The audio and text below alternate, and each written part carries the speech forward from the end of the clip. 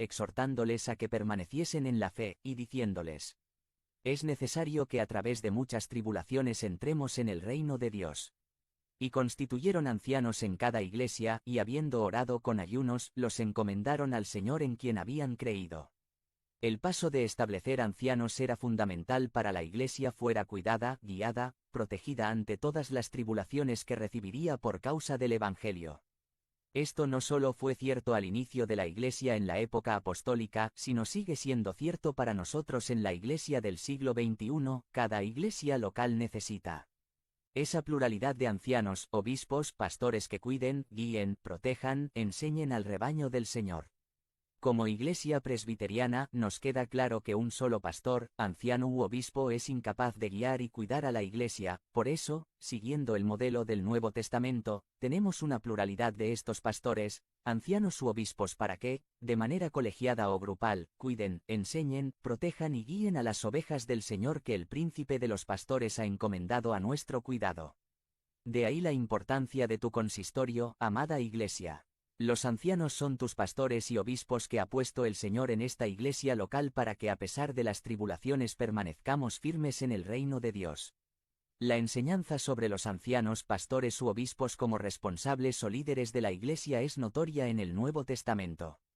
De hecho, hay 3 pasajes relativamente amplios acerca de sus cualidades y requisitos, así como diversas menciones de las cuales se pueden derivar implicaciones y aplicaciones sobre sus funciones. Los encontramos en 1 Timoteo 3, 1 Pedro 5 y Tito 1. Uno de estos pasajes sobresalientes acerca de los ancianos lo encontramos en Tito capítulo 1 a partir del versículo 5. Aquí nos detendremos para derivar del mismo 3 funciones que cumplen los ancianos, pastores u obispos en la iglesia del Señor. En el pasaje encontraremos más bien cualidades o características que deben tener aquellos que son llamados como ancianos, pero basándonos en estas cualidades, derivaremos las funciones que desempeñan que hacen ser necesarias o ser un requisito mostrar tales cualidades para el buen desempeño de su oficio. Entonces, basándonos en este pasaje de Tito 1, veremos 3 tareas que son propias del cargo u oficio al que el Señor ha llamado a estos varones que son denominados dentro de la iglesia como los pastores maestros, los obispos, los ancianos. Para resumir esta enseñanza podemos decir que los ancianos dirigen el rebaño del Señor, los ancianos pastorean el rebaño del Señor y los ancianos enseñan al rebaño del Señor. Primero, los ancianos dirigen al rebaño del Señor. Tito 1, 5 a 6 dice: por esta causa te dejé en Creta, para que corrigieses lo deficiente, y establecieses ancianos en cada ciudad, así como yo te mandé. El que fuere irreprensible, marido de una sola mujer, y tenga hijos creyentes que no estén acusados de disolución ni de rebeldía. La misión del apóstol Pablo era llevar el evangelio allá donde no había llegado, adentrándose en el mundo de los no judíos, o sea, los gentiles. Y a medida que había creyentes en un lugar, lo que hacía era establecer las bases para que se formara una iglesia local en esa ciudad. Así, inició la obra del Señor en Creta. Por alguna razón, el apóstol tuvo que ir a otro lugar, pero todavía faltaban algunas cosas por hacerse y deja a su compañero de milicia, a Tito, para que continuara la obra en Creta. Tito es dejado en Creta con un propósito específico: corregir lo deficiente, terminar lo que faltaba, poner en orden lo que se requería. En pocas palabras, no podía decirse que la iglesia estuviera finalmente establecida si no se realizaban estos asuntos pendientes. ¿Y qué elemento era indispensable para corregir lo deficiente, para poner en orden lo que faltaba por hacerse? Establecer ancianos, establecer pastores, establecer obispos. Este paso era muy importante porque al salir Pablo y posteriormente Tito de Creta, alguien tenía que continuar la obra. Con la iglesia que se había establecido en ese lugar, ¿quién dirigiría a estos creyentes? ¿Quién seguiría poniendo en orden las cosas? ¿Quién velaría para que las cosas se hicieran de acuerdo con la voluntad del Señor? ¿Quién definiría el camino más sabio por el que debía transitar este grupo de creyentes que se había establecido en Creta? Si ya no iban a estar ni Pablo ni Tito, ni ninguno de los plantadores de esa iglesia. La respuesta, sin duda, es los ancianos. Una iglesia, desde la visión del Nuevo Testamento, está incompleta si no tiene quien la dirija, la guíe, la ordene, la corrija, la gobierne. Ese escenario, el no tener quien la dirija, es una situación que es irregular y es necesario ordenar o corregir. Era necesario establecer ancianos en la Iglesia porque los ancianos dirigen al rebaño del Señor. Los ancianos pastores, obispos son los encargados, por diseño bíblico, de servir a la Iglesia a través de ser los responsables de dirigirla, liderarla, velar por el buen orden y marcha del cuerpo de creyentes bajo su cuidado. Puesto que esta es una de las tareas importantes de los ancianos, es importante que los que vayan a ser ancianos, pastores, obispos de la Iglesia muestren esa característica de poder dirigir, y esto tiene que comenzar en su propia casa.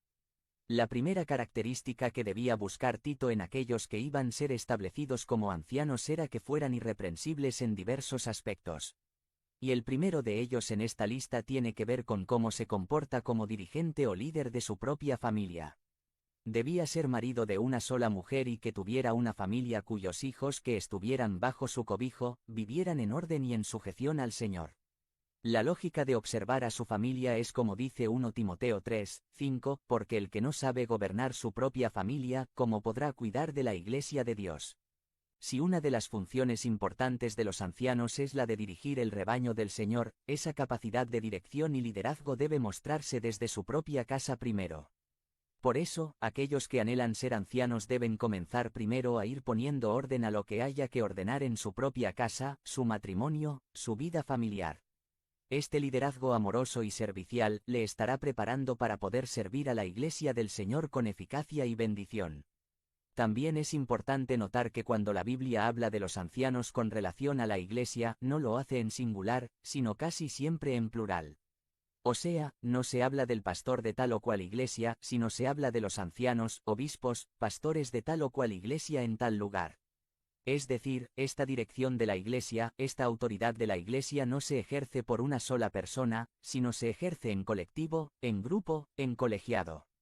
Este es un principio importante en la Iglesia presbiteriana como nosotros. Siguiendo esta pauta bíblica, la Iglesia no es dirigida por una persona, sino el liderazgo de la Iglesia se practica por medio de decisiones tomadas en conjunto o en colegiado por el grupo de ancianos, pastores, obispos de la Iglesia local, conocido como el consistorio de la Iglesia. El consistorio de nuestra Iglesia se reúne de manera ordinaria cada segundo domingo de mes, o sea, hoy tendremos Dios mediante nuestra primera reunión del año. Este cuerpo de pastores, obispos, ancianos se reúne para velar por la dirección, cuidado y orden de toda la Iglesia en sus 3 sedes. No es una sola persona la que dirige esta Iglesia, sino es este cuerpo de oficiales, en conjunto o en colegiado, es quien tiene la responsabilidad de dirigir a la Iglesia del Señor. Los ancianos dirigen al rebaño del Señor. Ore mucho por su consistorio para que con temor y temblor dirija a la Iglesia que el Señor nos ha encomendado. Los ancianos dirigen pero desempeñan otra tarea importante en la Iglesia del Señor.